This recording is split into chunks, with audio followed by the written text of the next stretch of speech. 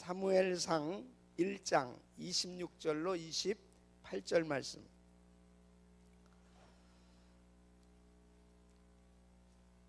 우리 다 찾으셨으면은 우리 같이 한 목소리 읽겠습니다. 시작. 한나가 가로되 나의 주여 당신의 사심으로 맹세하나이다. 나는 여기서 나의 주 당신 곁에 서서 여호와께 기도하던 여자라. 이 아이를 위하여 내가 기도하였더니 여호와께서 나의 구하여 기도한 바를 허락하신지라. 그러므로 나도 그를 여호와께 드리되 그의 평생을 여호와께 드리나이다 하고 그 아이는 거기서 여호와께 경배하니라. 아멘. 아멘. 오늘 새벽에도 큰 은혜의 역사가 있을 줄 믿습니다. 우리 김영희 선교사님 나오실 때 박수로 하나님께 영광 되시고 큰 은혜 말씀을.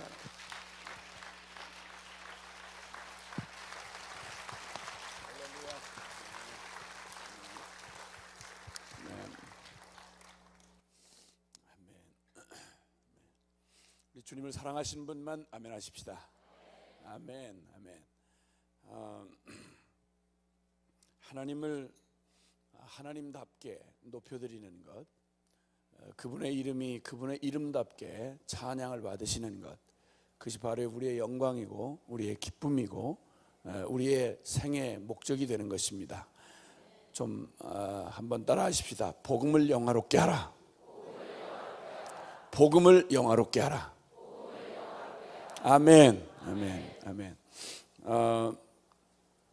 하나님을 만나게 될 때 하나님의 그 손 안에 진흙 한 덩이가 딱 취해지면 그 진흙 한 덩이로 주님은 당신이 이 창조, 이 피조 세계에 가장 완전에 가까울 만큼 하나님의 형상을 닮은, 하나님의 생명을 담은 그런 인간을 창조하실 수 있었습니다.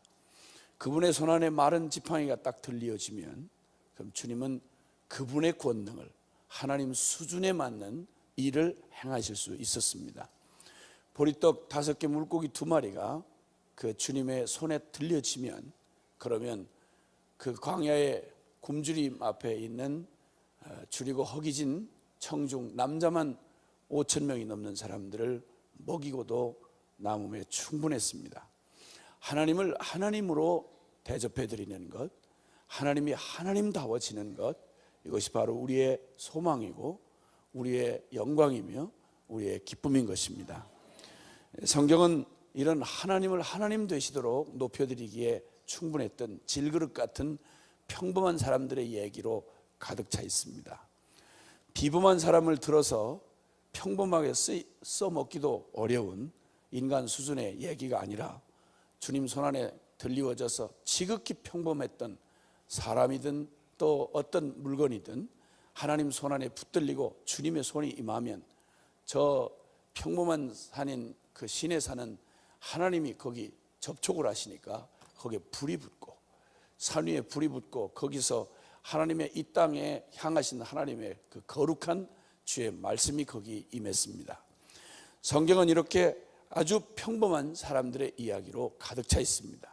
우리의 눈을 열어서 조금만 살펴보면 우리의 관심사는 우리가 보는 것에 한계가 있고 우리가 생각하는 것이 늘 깨닫고 생각하는 것이 사람 수준이다 보니까 우리의 관심사는 오직 하나님 앞에 쓰임받았던 사람들의 면면, 좀 혹시나 비범한 것이 있지 않나, 그 사람 좀 똑똑해서 쓰임받은 거 아니야? 그 사람 능력이 있어서 된 일 아니야? 이렇게 보통 우리의 관심은 또다시 초점이 사람에게로 갑니다. 사람 뛰어나봤자 하나님 앞에서 별 볼 일 없습니다. 뛰어난 어떤 사람이 하나님의 일을 하는 게 아닙니다. 하나님의 일이란 문자 그대로, 말 그대로 하나님의 일인 것입니다. 다시 한번 좀 따라 하십시다. 주님의 일이란 내가 주님을 위해서 무엇을 하는 게 아니고 오히려 나를 주님께 드려서 주님이 나를 통해 그분의 일을 그분이 친히 하신 것이다. 아멘, 아멘, 아멘, 아멘. 믿음의 조상이었던 아브라함도 그는 지극히 평범한 한 평범한 일개의 사람이었습니다.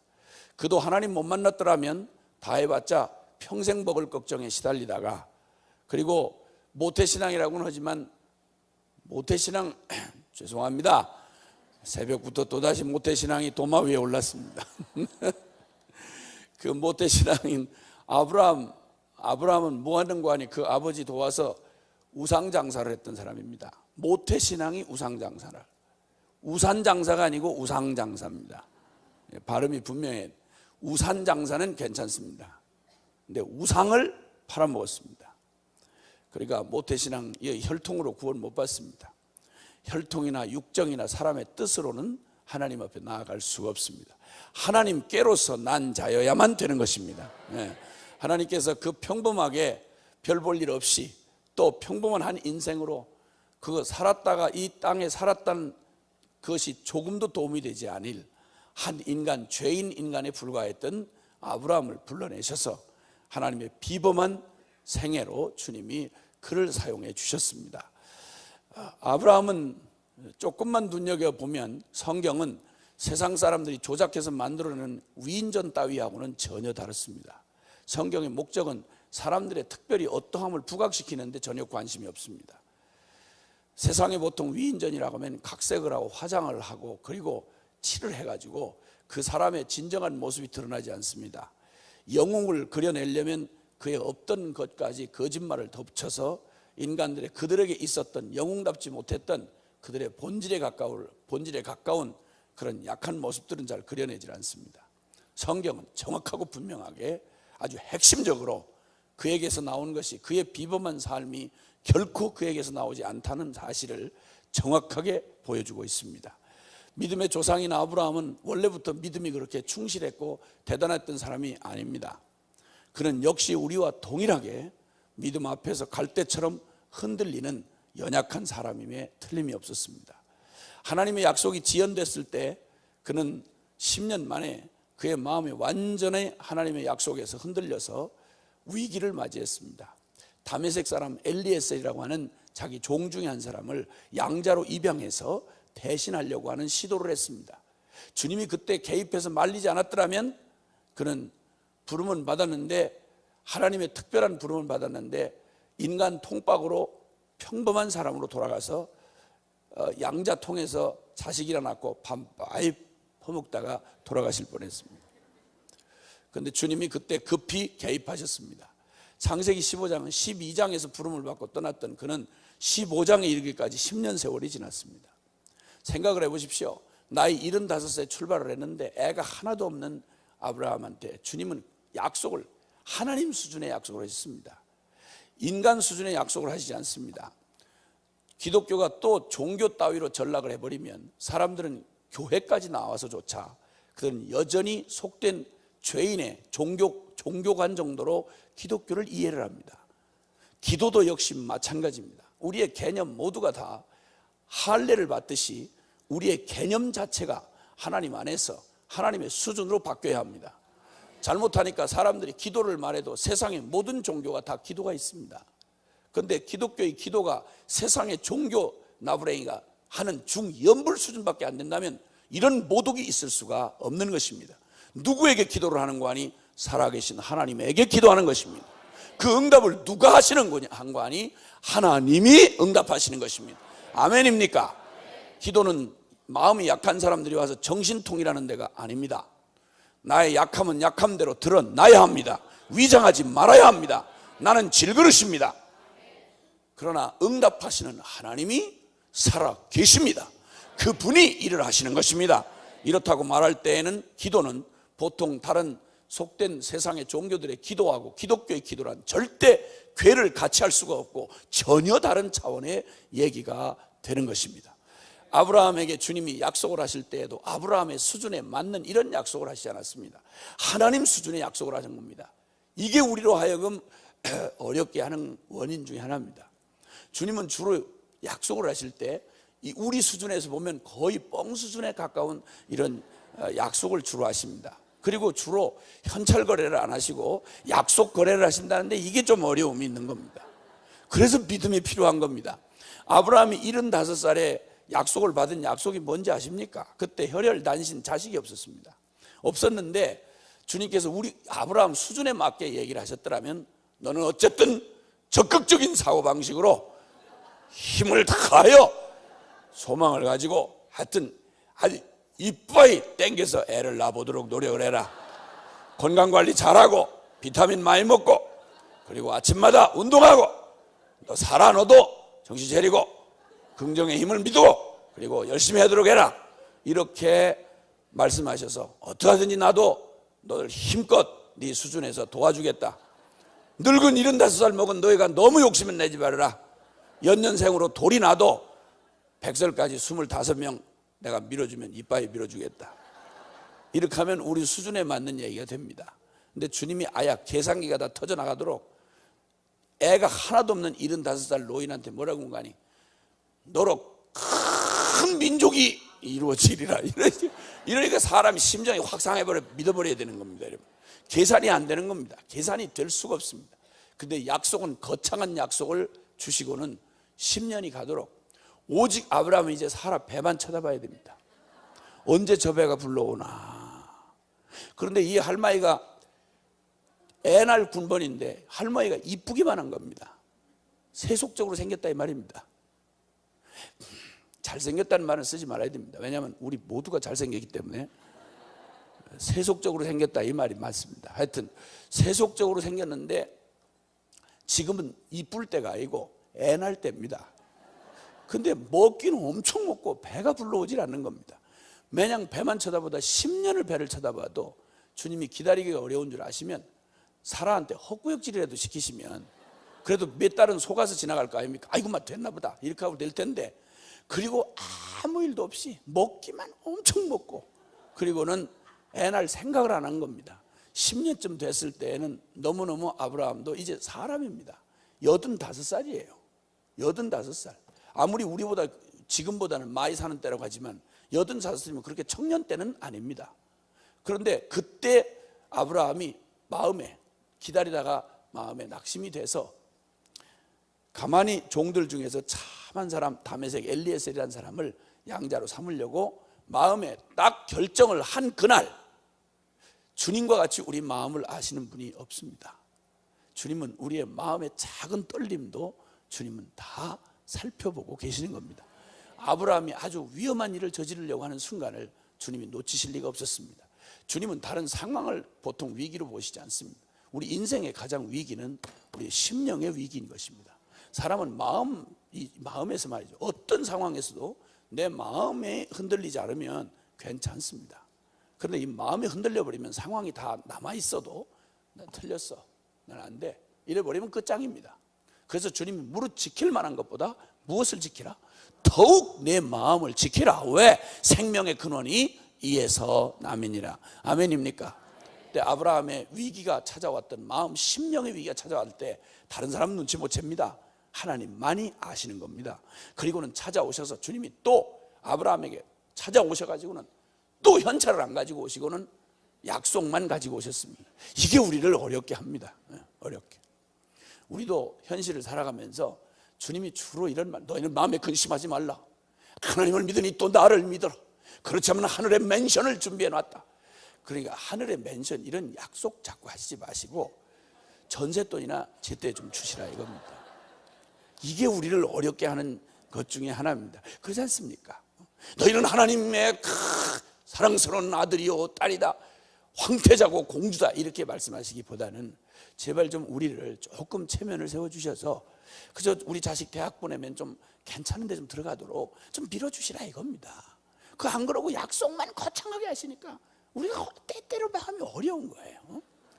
그래서 주님이 아브라함한테 나타난, 낙심한 아브라함한테 나타나서 창세기 15장에 있는 말씀을 제가 하도 여러분이 감동 없이 읽으니까 현장 입체 낭독을 지금 하는 중입니다. 그 아브라함에게 주님이 나타나서 아브라함아, 나는 너의 지극히 큰 상급이요 너의 방편이라. 여러분 얘기 자체가 어마어마한 겁니다. 근데 이것도 마음이 그래도 그래도 괜찮을 때 얘기지, 사람 마음이 낙심되면 귀에 들어오는 말이 없어요. 그러니까 아브라함이 전혀 은혜를 못 받은 표정으로 뭐라고 중얼중얼 대는 거야. 하나님의 사자가 와서 그렇게 거창한 약속을 하시니까 주여 별로 은혜가 되질 않나이다. 그리고 지금까지 10년 동안 기다렸는데 애쓰기가 하나도 없고 무자하오니 내가 무엇을 더 기다리까? 저도 다 생각이 있는 놈이라 이쯤에 좀 신경 쓰고 참한 놈 하나 봐줬는데 다메섹 사람 엘리에셀입니다. 그래서 꼭 나야, 제 몸으로 나야만 내 자식입니까? 양자라는 법도 다 있는 법인데 저도 알아서 양자를 삼아서 그렇게 대신하기로 그렇게 결정을 했으니까 너무 부담을 느끼지 마옵소서. 저도 의리 빼놓으면 아무것도 없는 놈인데 사람들한테는 하도 떠들어서 저도 딸리 할 말이 없고 하나님이 주셨다고 그럴 테니까 너무 걱정하지 마옵소서. 이러고 주절 떠들고 있는 거예요. 만약에 주님이 우리 수준이었으면, 하나님이 우리 수준이었으면, 아이고야 아브라함아, 아유 너 정말 그렇게 해도 괜찮겠냐? 아니 나도 너를 불러놓고 보니까 너무 늙었더라야. 아유 그거 참 곤란해서 말을 못하고 그랬는데 너 정말 그래도 괜찮겠냐? 이렇게 하셨으면 하나님은 우리 수준이야. 근데 정말 하나님은 처음에도 하나님이면 지금도 하나님이시고 앞으로도 하나님이시고 우리 수준에 안 맞추세요. 하나님 수준으로 응답하실 거예요. 아멘이십니까? 하나님을 우리처럼 생각하지 마세요. 하나님이 당신을 낮추사 우리를 사랑하셔서 우리의 눈높이를 맞추시고 당신이 낮아지셔서 우리를 사랑하시기 위하여 당신이 낮아지시는 자세를 취하실 수는 있으나 하나님을 하나님 아닌 것으로는 될 수 없는 것입니다. 이때 주님이 말씀합니다. 아브라함 너 문자 바꾸지 마라. 자꾸 수정하지 말아라 이놈.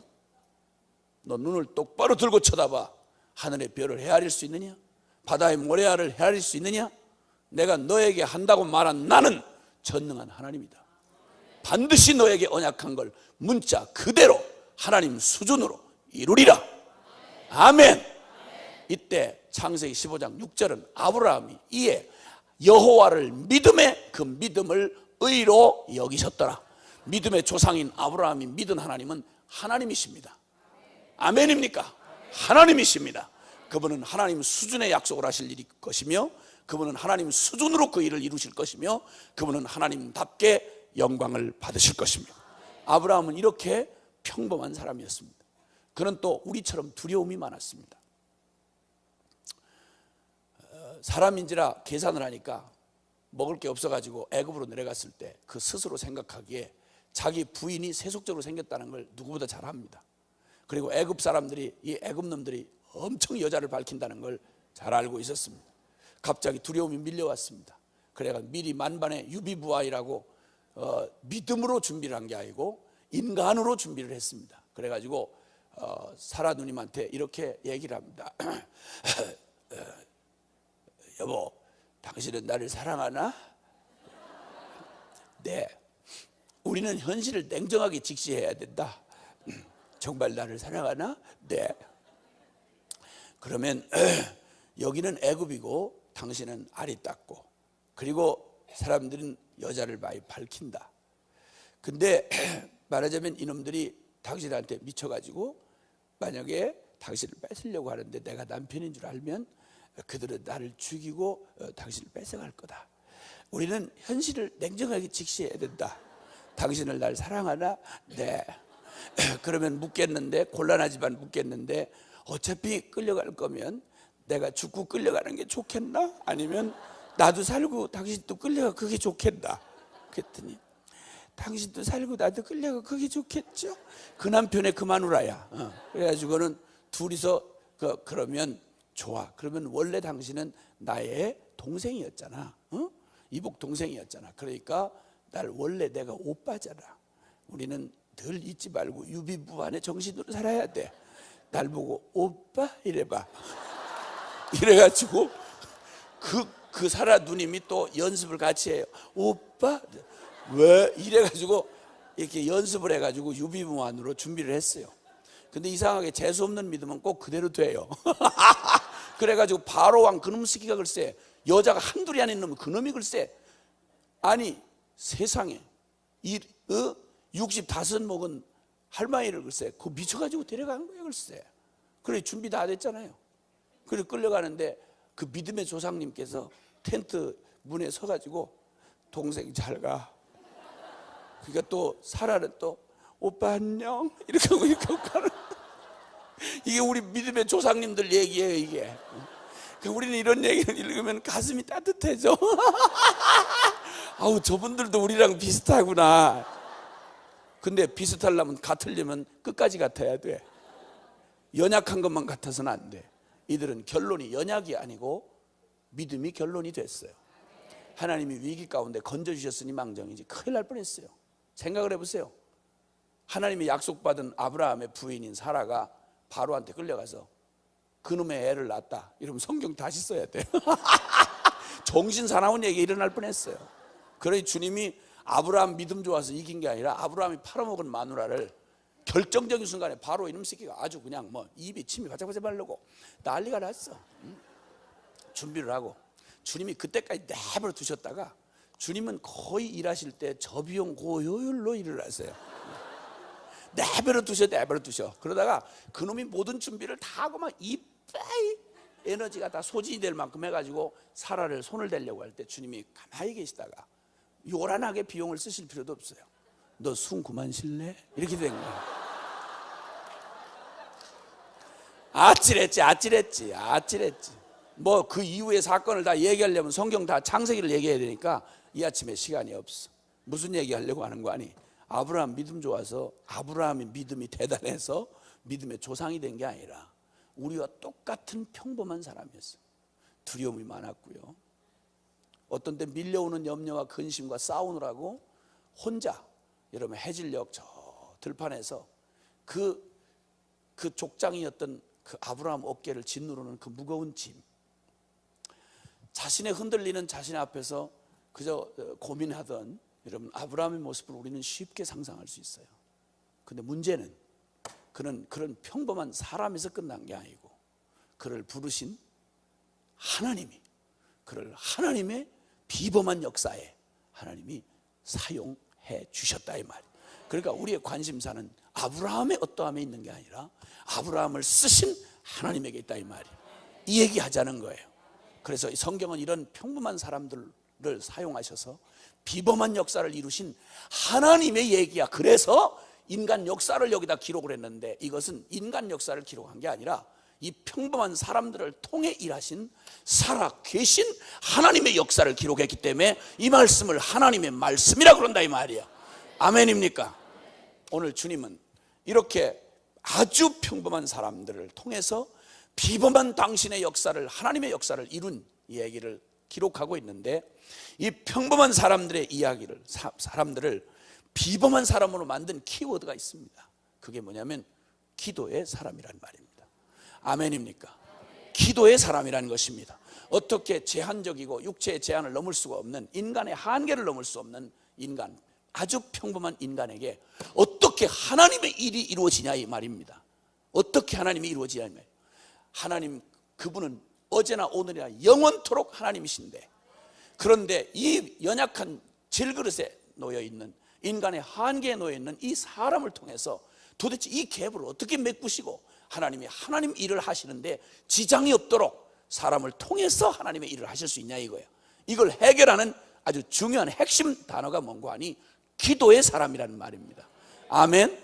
오늘 우리는 정말 평범한 한 우리의 일상 가운데 얼마든지 일어날 수 있는 평범한 슬픔과 아픔을 경험한 한 평범한 여자 한나를 우리가 여기서 만날 수가 있습니다. 그 한나는 다른 문제도 아니고 한나의 이야기는 아이 못 낳는 여자의 얘기입니다. 아이 못 낳는 여자가 한둘이었겠습니까? 그런데 지금은 별 문제가 아니고 원해서 또 안 나시는 분들은 많이 있지만 이 고대 시대에 특히나 이 이스라엘 사람들에게 있어서 여자는 아이를 못 낳는 건 치명적인 일이었습니다. 그런데 아주 이 아이 못 낳는 일이 그 가정에 어려움이 생겨나니까 어려움이라는 게 뭐 시작이 어떤 거냐는 중요하지 않습니다. 이게 어려워지려고 들면 한번 꼬이기 시작하면 진짜 심각해지는 겁니다. 아이를 못 낳았어요. 거기에 이 엘가나라고 하는 남편이 있는데 이 엘가나라는 남편은 역시 남편일 수밖에 없어요. 사람 남편일 수밖에 없는 거예요. 말은 아주 말은 흐드러지게 해요. 나중에 어려움을 당한 한나한테 뭐라고 그런가 하니 어찌하여 슬퍼하느뇨 어찌하여 마음이 아파하느뇨 당신은 나한테 열아들보다 더 귀하지 아니하뇨? 그러니까 위로를 받으라. 그러면 열아들보다 나을 것 같으면 열아들 난셈 치고 그냥 한나만 데리고 살 일이지, 왜 분이나를 첩을도 데리고 와가지고 이 어려움을 겪고 만들어 놓고는 말만 주둥이만 열아들보다 당신이 낫지 않냐. 그러니까 이런 신랑을 믿고 사는 여자는 진짜 덩신이에요. 아니, 누구를 믿을 게 따로 있지. 글쎄 신랑을 어떻게 믿어요 여러분? 신랑한테 얘기해 보세요. 난 당신만 믿어 이러면 신랑이 속으로 엄청 부담스러워해요. 왜냐면 저도 자신을 못 믿으니까. 주여. 그리고 그래서 사람 믿으라는 말 없어요. 성경에는 믿을 건 하나님밖에 없어. 아멘. 사람은 사랑할 대상이지 믿을 대상이 아니에요. 누구를 믿어? 누구를 믿어? 주여. 내 마음 나도 몰라 이러는데 어떻게 믿어 그걸? 그러니까 절대 속지 마셔야 돼. 속지 말고 그 나쁜 놈들은 밥을 많이 먹여야 돼. 아이 웃어 죽겠어. 뭐 기분 나쁘세요? 우리는 솔직히 인정해야 돼요. 솔직히 인정해야 돼. 뭐 남자들 뭐 솔직히 그렇지 뭐 다 해봐 부딪히면 깨지고 널찌면 이거 뭐 아니잖아요. 물에 빠지면 하는 종이장 같은 인생이지. 어떻게 믿어요? 너무 좋은 신랑도 일찍 죽는 수가 있어요. 아니 정말이에요. 정말이에요. 솔직히 그래요. 우리 가족에도 늘 있는 일상이고요. 근데 진짜 속색이는 신랑은 오래 살아요. 또 보면 하나님의 긍휼이야. 하나님의 긍휼. 하나님의 긍휼. 그런 놈도 나중에 뒤집어져가 은혜 받고 그 인간 돼야지. 그걸 그대로 죽으면 어떻게 해야 돼요? 지옥 가잖아요. 그래서 악한 놈을 오래 살게 하신 건 하나님의 긍휼이에요. 은혜 받을 때를 연장해 주시라고 하는 거예요. 근데 어쨌든 이런 말은 그렇게 하는데 별 도움이 안 되는 엘가나라는 남편 안에서 이 한나가 보니까 이 사람이 하나님을 사랑하는 사람이면 틀림이 없어요. 근데 애를 못 낳는 사건이 발생함으로 해서 이 가정에 회오리 바람이 불기를 시작하는데 그 애 낳기 위해서 들여온 분인나라는 여자는 아주 육적인 여자입니다. 아주 정말 육체파입니다.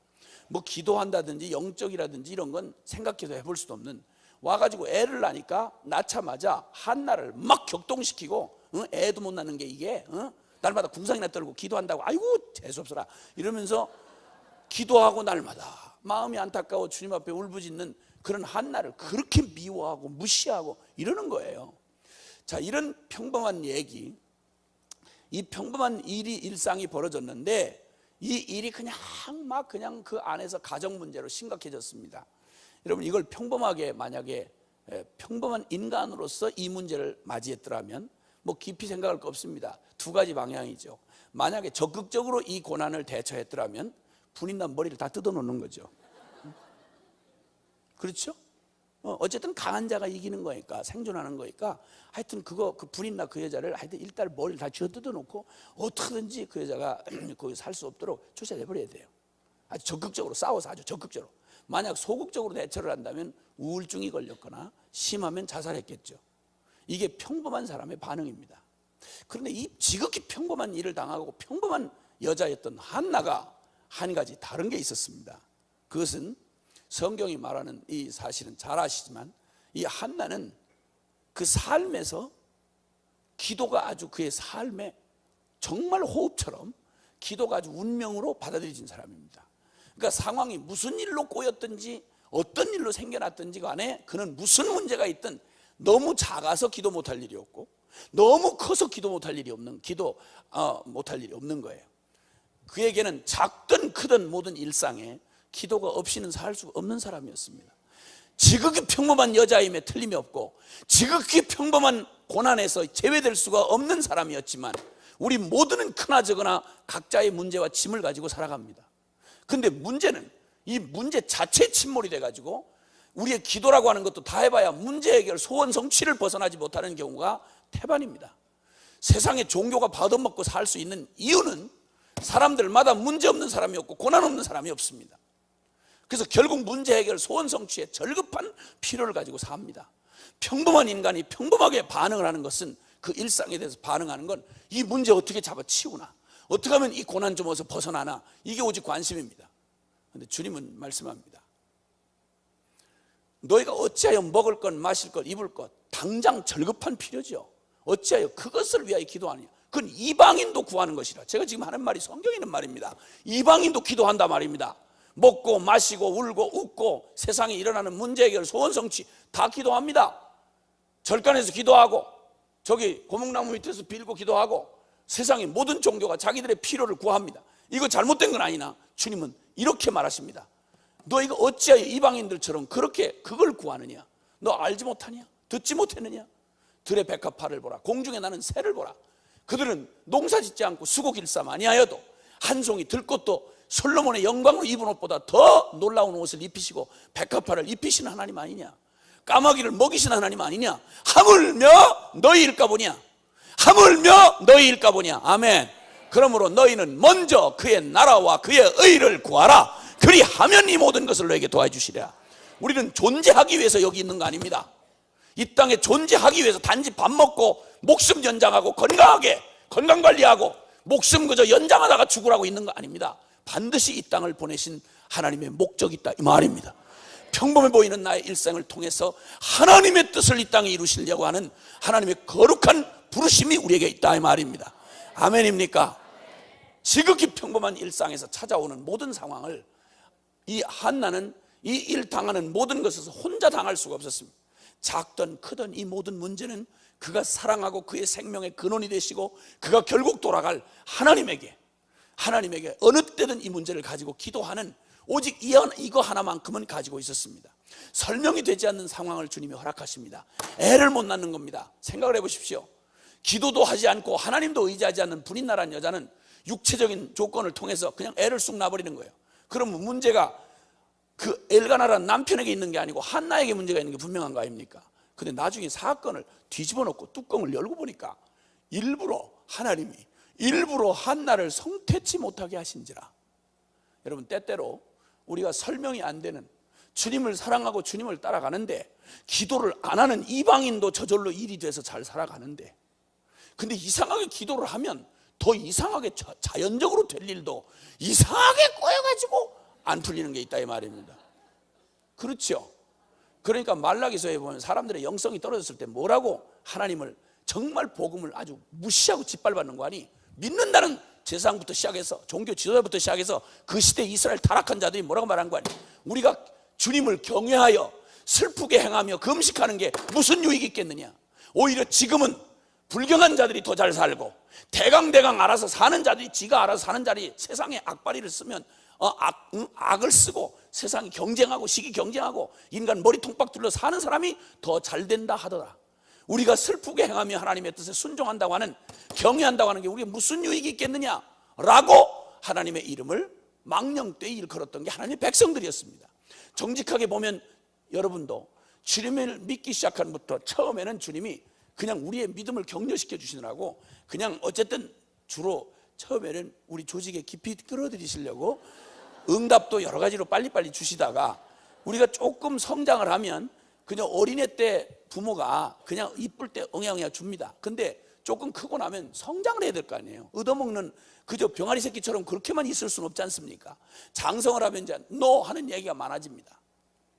하나님이 믿음에 우리를 키우시려고 하면 점점 얘기가 어떤 때는 편이 되던 일도 그전에는 기도 안 하고 내 멋대로 할 때도 저절로 되던 일이 어떤 때는 일부러 안 된 때가 있다 이 말입니다.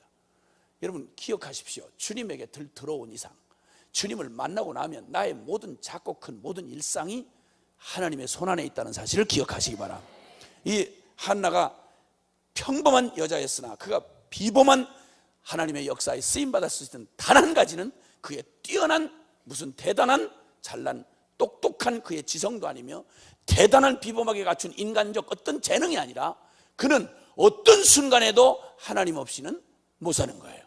어떤 순간에도 무릎을 꿇고 하나님 앞에 나아가는 거예요. 건수만 잡혔다면 그게 어디로 왔든지 내 실수로 됐든지 이해가 되든 안 되든 상관없이 그냥 어린아이가 문제만 생기면 엄마 하고 부르듯이 주님을 호흡처럼 심장의 맥박처럼 주님을 부르는 거야. 습관적으로 주님 부르는 거야. 주여, 아유 주여. 주님, 기뻐도 슬퍼도 밤이든 낮이든 상관없이 주님을 부르는 거야. 그건 건들기만 하면 한 번 기도하고 마는 여자가 아니라 이 사람은 기도 못하면 죽어. 그러니까 무슨 상황에 집어넣어도 기도를 끝까지 하리라는 걸 주님이 알고 계셨던 거예요. 하나님이 이 여자를 평범한 여자, 애 못 나는 슬픈 한 여자의 이야기를 주님이 사용하셔서 하나님의 위대한 하나님의 역사에 비범하게 쓰시는 계획이 거기에 통할 수 있었던 건 바로 뭐냐?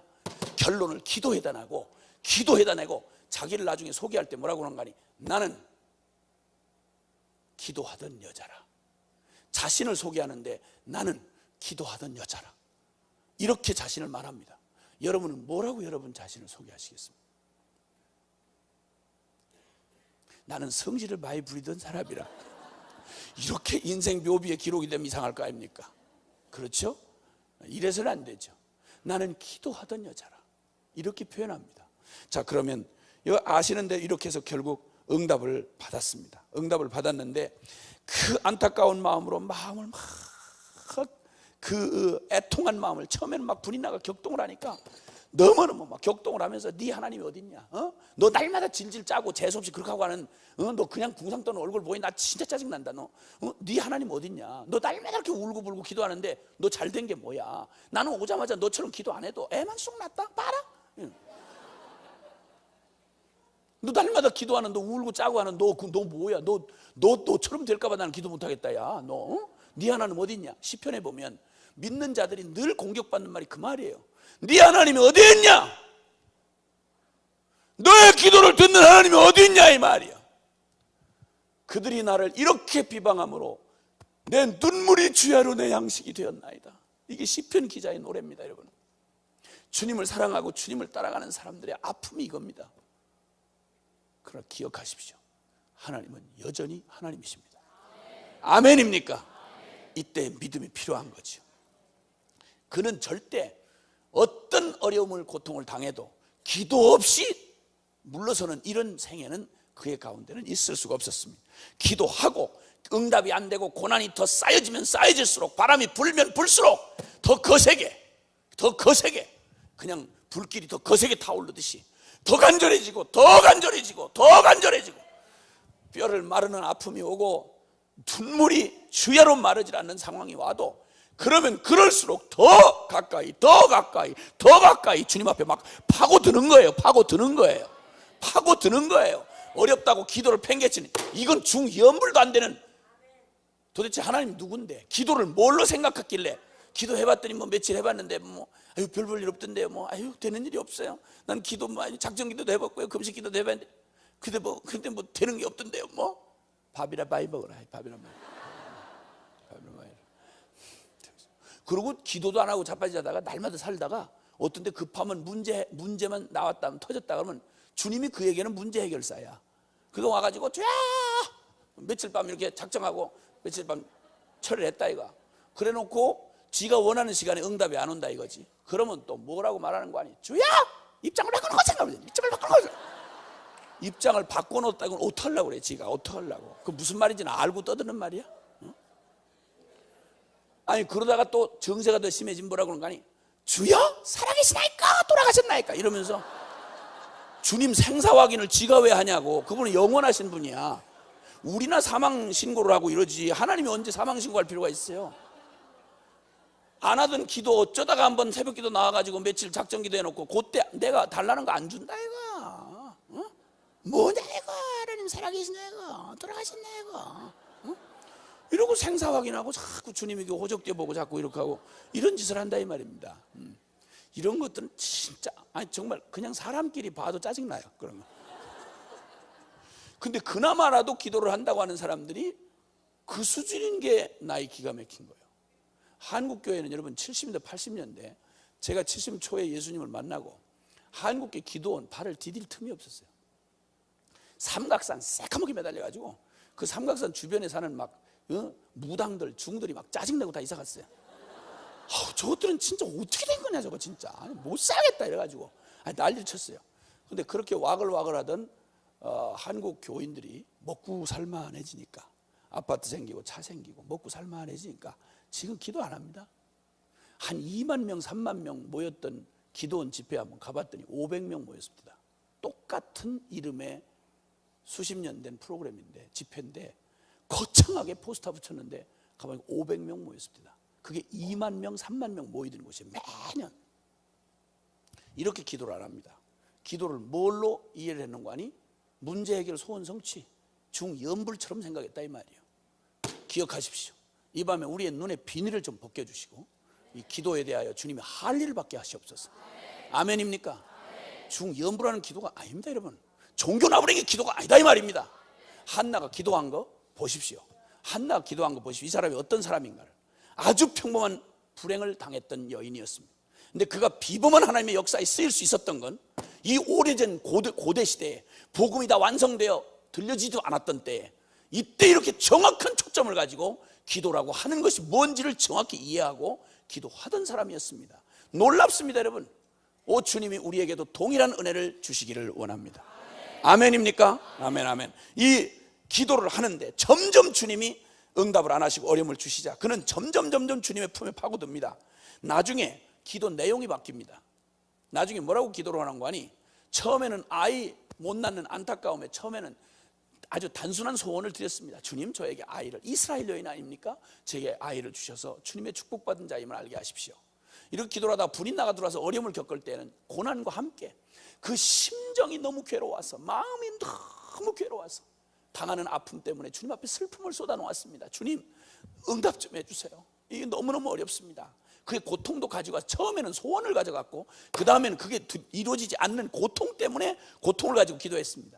그런데 주님이 점점 더 침묵하시고 응답을 안 하니까 그만두는 게 아니라 점점 더 깊이 주님 앞으로 파고 들어가는데 들어가서 나중에 심정을 통하는 단계까지 갑니다. 내가 심정을 통하였습니다 라고 표현할 정도로 이렇게 심정을 통하는데 나중에 주님이 그 지경까지 됐을 때도 응답을 안 하세요. 얼마나 잔인한지 응답을 안 하시는 것 같아 주님이. 이때 한나가 그 내면 안에 소원이 그냥 불로 막 연단된 것처럼 그가 나중에는 이런 원한 저런 슬픔 이거 다 걷어내고 주여 내가 아들에 미쳐서 기도하는 여자 아닙니다. 내가 원하는 건 당신의 이름입니다. 분인나 이방인들이 나를 비난하는 소리를 들으시옵소서. 네 하나님이 어딨냐? 네 하나님 어딨냐? 주님 저 아들의 한 맺힌 여자 아닙니다. 내게 만약 아들을 주시면 나시린으로 내 자식 아니고 한 맺혀서 애 하나 끌어안고 평생 그거 물고 빨고 살 내 소유로 구하는 게 아닙니다. 주님 이제 아들을 주시면 당신에게 도로 드리겠나이다. 당신의 이름을 위하여 주님의 영광을 위하여 우리에게 이 아들을 내게 주옵소서. 기도가 이 단계까지 올라갈 때까지 주님이 잠잠히 기다리신 거예요. 왜냐하면 하나님이 한나를 그저 애 하나 낳는 평범한 여자의 행복 정도를 주려고 하셨던 게 아니라 애 하나를 낳는 행복 정도를 주려고 하셨던 게 아니라 하나님이 이 역사 가운데 가장 위대한 하나님의 일을 행하시는데 바로 한나를 쓰고 싶으셔서 하나님의 큰 하나님 수준의 일에 한나 작은 평범한 여자 한나의 인생을 그의 뜻에 끌어들이셔서 그 아픔을 개인적인 아픔을 하나님의 뜻의 통로로 쓰시려고 주님이 그의 기도를 기다리시며 아픔을 겪게 하시고 결국 그 기도가 그 수준에 올라갈 때까지 주님이 기다리셨던 거예요. 그 기도가 딱 맞아 떨어지자마자 하나님의 때가 참해. 여러분 이 때라고 하는 거 시기라고 하는 거 성경 원어에는 카이로스라는 말이 있습니다. 이것은 하나님의 정확한 때 하나님의 조건이 완성된 바로 그 때를 말합니다. 우리가 원하는 때가 아니라 하나님의 카이로스를 말하는 것입니다. 하나님의 때가 되매 카이로스가 되매 주님께서 지체 없이 아이를 하나 주셨습니다. 근데 여러분 아이 하나 주신 게 그냥 아이가 아니었습니다. 한풀이하고 내 어려운 고난 하나 내 인생의 욕심 하나 채운 아들이 아니었습니다. 주님이 응답을 주실 때에는 우리가 기도할 때는 인간적인 걸 가지고 기도하지만 나의 일상 작은 일상부터 시작해서 내게 속한 모든 것 가지고 기도하지만 응답을 하실 때에는 하나님이 하나님 수준의 응답을 하십니다. 그렇기 때문에 하나님의 시간이 필요한 겁니다. 내가 원하는 시간이 아니라 나는 오늘 당장 이루어졌으면 좋겠는데 하나님의 시간은 내가 원하는 시간이 아니라 하나님이 원하시는 시간이 있습니다. 하나님의 때, 하나님의 방법, 하나님의 능력으로 역사하셔야 된답니다. 이러니까 기독교의 기도는 우리가 하는 중연부라고는 다르다 이 말입니다. 그 기도에는 철저한 하나님을 알미 필요합니다. 아멘이십니까? 이렇게 해서 결국 주님이 주신 그 한나가 낳은 아들이 누구죠? 사무엘입니다. 여러분 사무엘입니다. 근데 내가 정직하게 이거 다 못 깨달았을 때는 이 사무엘 상은 말이죠, 이게 역사적 위치가 어떻게 되느냐면 이스라엘의 사사시대 이스라엘 역사의 가장 혼돈의 시기고 암흑의 시기였던 사사시대, 약속의 땅을 들어가긴 했지만 땅은 차지했는데 그 땅을 차지한 이스라엘은 하나님 백성다운 꼬라지를 다 잃어버리고 혼돈 자체였습니다. 흑암시대가 사사시대였습니다. 이 혼돈의 시대가 막이 내리고 이제는 하나님이 왕정시대, 하나님의 복음의 계시를 더 뚜렷하게 드러내셔야 할 왕정시대로 바뀌는 그 끝자락에서 여러분, 마지막 사사였던 엘리라고 하는 종교 지도자가 이스라엘의 마지막 희망입니다. 마지막 제사장이요 사사였던 이 엘리가 완전히 타락을 해가지고 영안이 어두워서 하나님의 음성을 들을 수가 없고, 그 두 자식은 아주 있는 대로 타락을 해서 하나님의 성막 앞에서 하나님의 이름을 짓밟고 뭉개고 가진 짓을, 더러운 짓을 다 했습니다. 성전에서 봉사하는 여자들을 성전 안에서 겁탈을 하고, 제물을 가져오면 하나님 앞에 드린 제물을 코웃음을 치면서 이 악독한 모태신앙이 아주 전형을 보여주는 겁니다. 용서하세요, 용서하세요, 용서하세요. 네. 그러나 어떻게 현실인데 욕을 먹어야지. 그래가지고 고기를 콱 찍어가지고, 하나님 앞에 드리는 고기 중에 제일 좋은 고기 콱 찍어가지고 아주 비웃듯이 고기를 지가 먼저 다 뜯어먹고 내던지고, 천벌을 맞을 짓을 하는데도 말리질 아니하고 제사장 가문이 폭 썩어서 아주 폭 주저앉았습니다. 이스라엘은 희망의 등불이 꺼져가고 있던 때였습니다. 그때 남자들 많았습니다. 힘센 놈도 많았고 밥 많이 먹는 놈도 많았습니다. 그런데 하나님이 쓰실 수 있는 사람이 없었던 거예요. 주님은 두루 온 땅을 감찰하사 전심으로 여호와께 향하는 자를 찾으시느니라. 아멘입니까? 강하냐 약하냐 남자냐 여자냐 이게 중요한 게 아니고, 그게 중요한 게 아니라 하나님 없이는 한순간도 살아갈 수 없는 전심으로 여호와만을 의지하는 그 사람들을 통하여 평범하지만 그러나 평범이 끝이 아니고 비범하신 하나님, 영원하신 하나님을 절대적으로 의지하는 믿음의 사람, 기도의 사람을 하나님은 찾으신다 이 말입니다. 그리고는 이 끔찍한 이스라엘의 이 절망의 순간에 하나님이 두루 감찰해서 만난 사람이 누구냐면 한나입니다. 깜짝 놀라잖아요. 우리처럼 사람을 만약 선별하라면 우리는 다른 거 찾았을 거예요. 자격 찾고 학벌 찾고 능력 찾고 체격 찾고 이랬을 거 아니에요. 위치 찾고. 그런데 하나님이 찾은 사람이 누구냐면 두루 감찰하사 온 마음에 주님이 결론이 된 사람, 주님 없으면 한순간도 살 수 없는 여자, 이 여자 한나를 딱 찍으셨어요. 그리고는 일부러 아이를 못 낳게 하셔.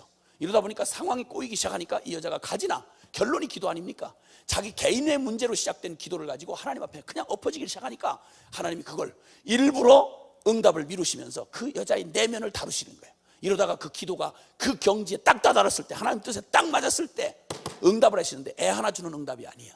그게 누군가니? 사무엘이에요. 사무엘은 바로 이런 암담하던 시절에, 여러분 다 타락하고 끝장이라고 이스라엘 등불이 꺼져가던 그때에 여러분 말이 그 땅에 평생에 그 말 한마디도 땅에 떨어진 적이 없는 사무엘이라는 기가 막힌 영적 지도자를 세우시고, 이를 통해서 여러분 다윗이라고 하는 하나님의 왕국의 아브라함과 다윗의 자손 예수 그리스도를 보내시는 그 중요한 하나님의 구원 역사의 중요한 핵심 키를, 그 사람을 세우는 일에 쓰임받았던 사람. 그래서 역사의 가장 중요한 사무엘상 1장 2장이 애못 낳는 한 불쌍한 여자의 얘기가 이 중요한 성경 역사의 첫 장과 둘째 장을 그냥 꽉 차지하는 거야. 아멘. 그러니까 하나님 나라의 역사에는 빅뉴스감, 크고 중요한 게 우리가 생각하는 가치하고는 전혀 다른 거야. 아멘입니까? 이 교회에서 큰 사람은 다른 사람이 아니야. 드러나 있는 사람이 아니라 하나님이 정말 비범하게 사용할 수 있는 하나님만으로 결론이 난 사람, 기도 없으면 못 사는 사람, 이 사람을 통해서 하나님이 눈에 보이는 유명한 사람이 하나님 나라의 중요한 역할이 아니고, 여러분 하나님 앞에서 그분 아니면 다른 게 없는, 다른 길이 없는 오직 한 길로 주님만을 의지하는 사람, 주님에게 기도하는 사람, 그를 통해서 하나님은 당신의 비범한 역사를 이루신다 이겁니다. 쓰임받는 모든 사람이 다 역할이 달라. 그러나 우리가 공통적으로 우리가 포기할 수 없는 한 가지가 있어. 그건 뭐냐면 평범한 우리 모두를 다 주님께서 사용하셔서 비범하신 하나님의 역사를 이루시는 일에 한 가지 키워드는 기도하는 사람이다 이 말이.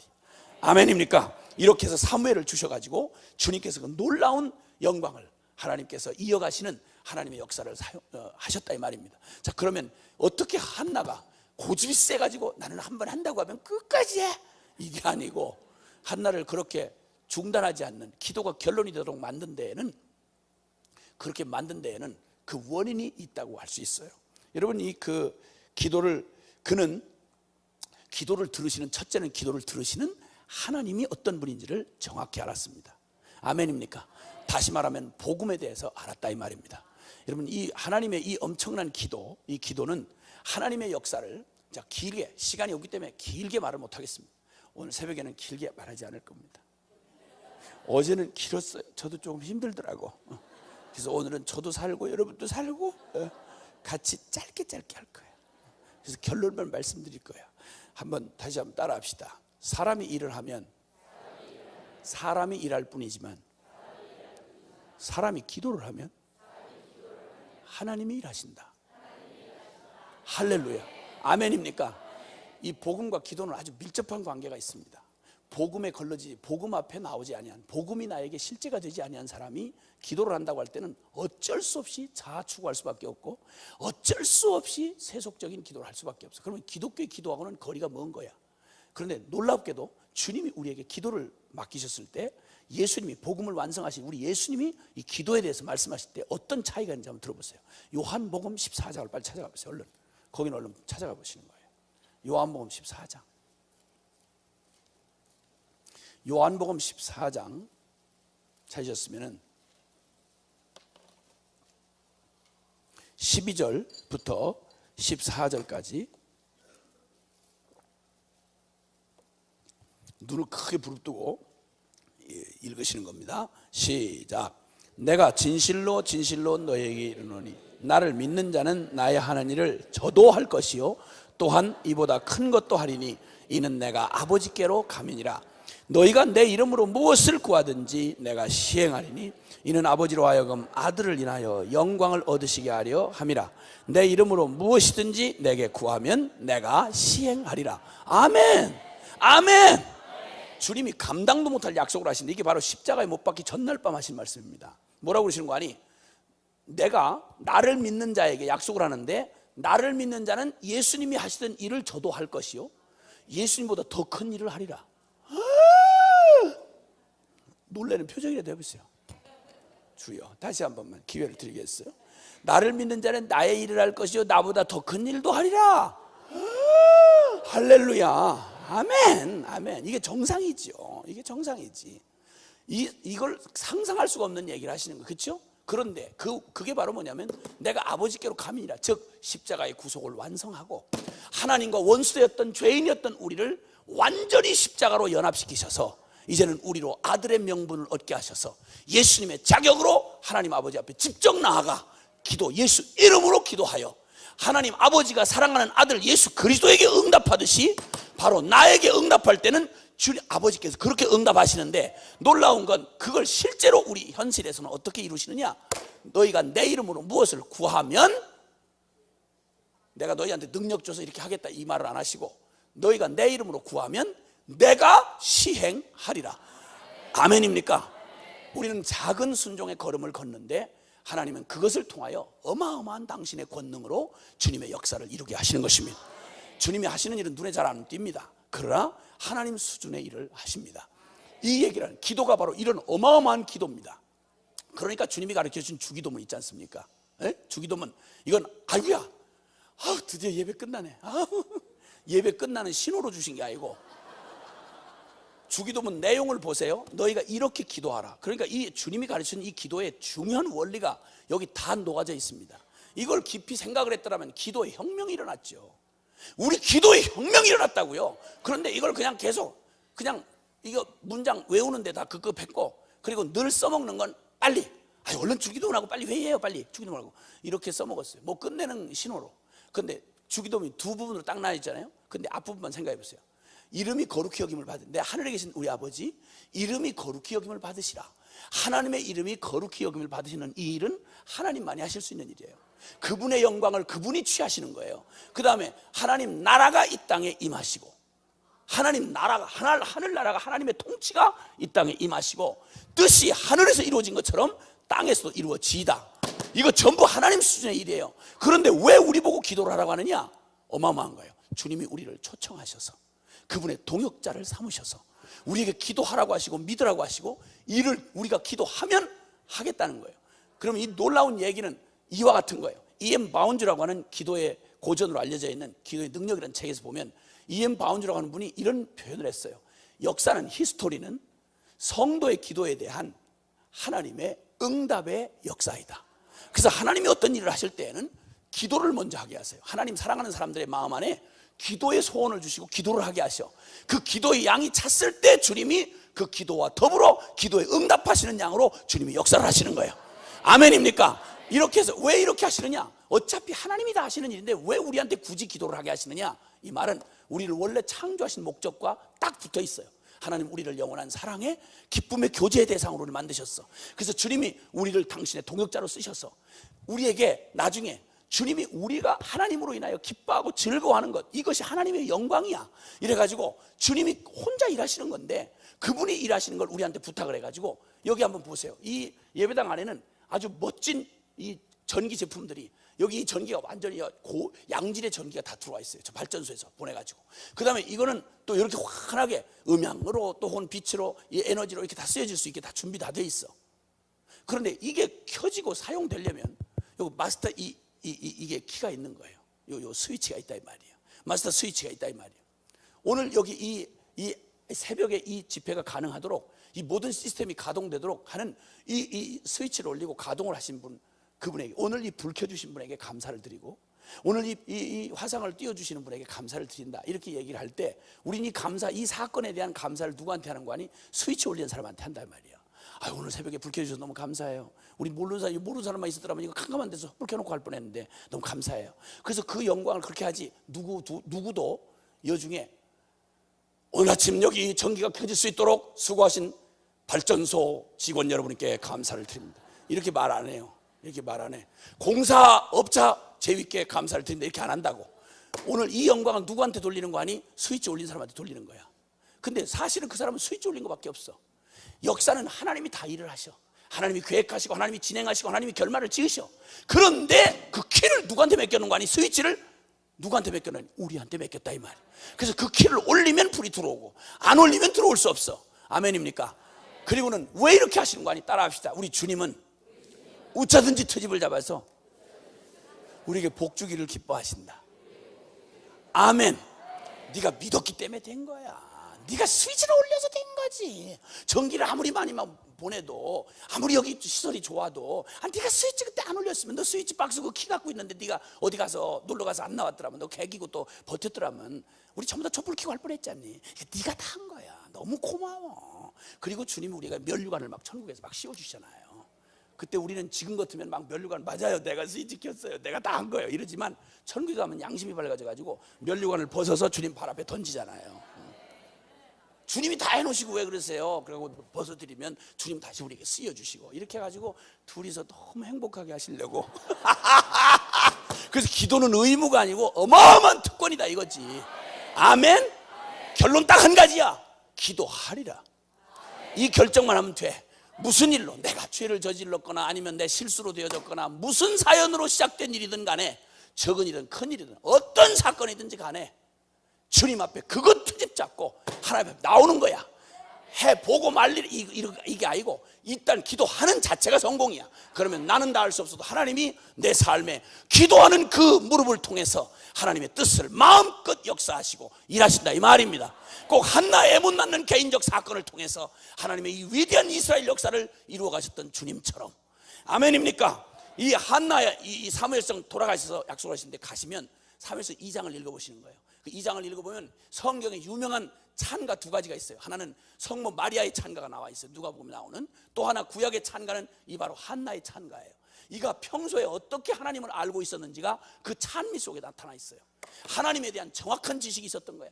하나님이 얼마나 위대하시며 하나님이 모든 만유를 내 눈에 복이 어떠든지 내 모든 일생과 역사를 다스리시는 통치하시는 분이 하나님이라는 걸 정확히 알고 있었어요. 그리고 하나님이 결국은 진리가 승리하고 주님이 결국은 만유의 주제가 되시며 복음이 영원롭게 될 것에 대한 확실한 믿음이 있었다 이 말입니다. 그렇기에 그에게 다가오는 상황들 눈에 보이지 않고 손에 잡히지 아니하지만, 그러나 그가 믿음으로 하나님 앞에 나아가 나는 기도 외에는 다리 결론이 없다. 이 모든 역사는 엘가나도 아니며 분인나도 아니다. 나도 아니다. 오직 하나님만이 키를 갖고 계신다. 그러므로 나는 하나님만 붙잡고 늘어질 거다. 하나님만 붙들고 늘어질 거다. 이 교회의 문제는 하나님 손 안에 달려 있습니다. 이 교회의 비전은 하나님 손에 달려 있습니다. 기도하리라고 작정한 하나님의 사람을 통해서 주님이 역사하십니다. 여러분의 개인의 평범한 삶, 여러분이 당했던 개인적 슬픔, 여러분의 당했던 개인적 한계, 이 모든 걸 핑계 잡아 하나님 앞에 나가십시오. 기도할 거리가 너무 많지 않습니까? 일단 나오십시오. 그러면 기도하기만 하십시오. 나는 기도하던 사람이라고 말할 수 있는 일생을 사십시오. 그러면 주님이 이루신 십자가의 복음의 영광스럽고 위대한 그 십자가의 피값이, 보혈의 값이 우리에게 이름이 되어 예수 이름으로 기도하는 우리의 삶을 통해서 평범한 나의 문제를 가지고 하나님의 위대한 역사에 사용하시는 것입니다. 할렐루야. 오늘 이 아침에 단 한 가지만 이 사실을 결론을 붙드셨다면, 여러분 운수대통, 재수만발, 만사형통, 개문만복내, 소문만복내 다 합친 것보다도 어마어마한 복을 받은 것입니다. 아멘입니까? 특별히 사역자들 기억하십시오. 특별히 사역자들 기억하십시오. 사람이 일을 하면 다만 사람이 일할 뿐입니다. 그러나 사람이 기도를 하면 하나님이 일하십니다. 내가 쪼추발이 열심 내가지고 되는 일 아닙니다. 열심을 해도 죽도록 할 수 있죠. 하나님의 기도의 응답으로 순종하는 열심이 돼야지, 내가 쪼추발이 하는 믿음 없는 열심이 최선이 돼서는 큰일 납니다. 내가 기도하면 주님이 일하십니다. 나는 기도하던 여자라. 한나의 이 고백이 우리 동일한 복음 안에 들어온 저와 여러분의 고백인 것입니다. 우리 함께 기도하십시다.